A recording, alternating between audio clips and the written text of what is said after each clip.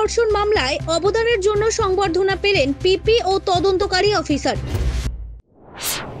Basement আমাদের একটা conviction হয়েছে লালবাগ কোর্টে। আমরা একটা বিশাল সাফল্য পেয়েছি পক্সো কেস নাম্বার 59/23, যেটা স্টার্ট হয়েছিল Ranitala PS case number 406/23, date 9/11/23। ঘটনাটা হচ্ছে একটা বাচ্চা মেয়ে ভিজি 14 বছর বয়স। সে একটা স্বাদের অনুষ্ঠানে গিয়েছিল। সে স্বাদের অনুষ্ঠান হচ্ছিল যে আসামি মঙ্গল মণ্ডল তারই বাড়িতে। সে তখন মঙ্গলের বৌদি যার স্বাদের অনুষ্ঠানে গিয়েছিল সে জল আনতে পাঠায় ভিজিকে। তখন সে বাড়ির পেছনে জল আনতে গিয়েছিল।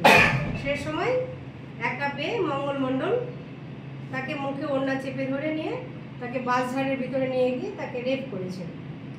সে ঘটনা দীর্ঘ আমরা চার্জশিট হয়েছে 2024-এর চার্জশিট হয়েছে, প্রথমে চার্জশিট হয়েছে। তারপরে মোট 18 জন সাক্ষীর মধ্যে আমরা 11 জন সাক্ষী করতে পেরেছি। সাক্ষী করার পরে আমরা সেই ভিজিকে আমরা করতে পেরেছি। তার যে ঘটনা ঘটেছে সেই ঘটনায় আমি তার সাজা দিতে পেরেছি আসামিকে। সে সাজা হয়েছে, চার্জ গঠন হয়েছিল 376(3) আইপিসি, 506 আইপিসি আর 4 পক্সো অ্যাক্টে। সাজা হয়েছে 376(3)-এ রিগোরিয়াস ইমপ্রিজনমেন্ট হয়েছে 20 বছরের, আর ফাইন হয়েছে 60,000 টাকা, অনাদায়ে আরও 6 মাসের জেল হবে। আর 506-এ সিম্পল ইমপ্রিজনমেন্ট হয়েছে 5 বছরের, আর 20,000 টাকা ফাইন, অনাদায়ে আরও 4 মাসের জেল।